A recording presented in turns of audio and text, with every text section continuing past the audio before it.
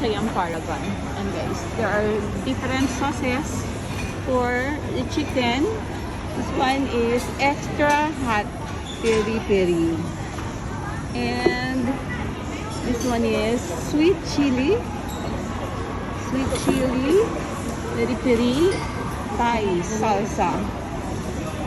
So, and the last one is the original peri-peri sauces.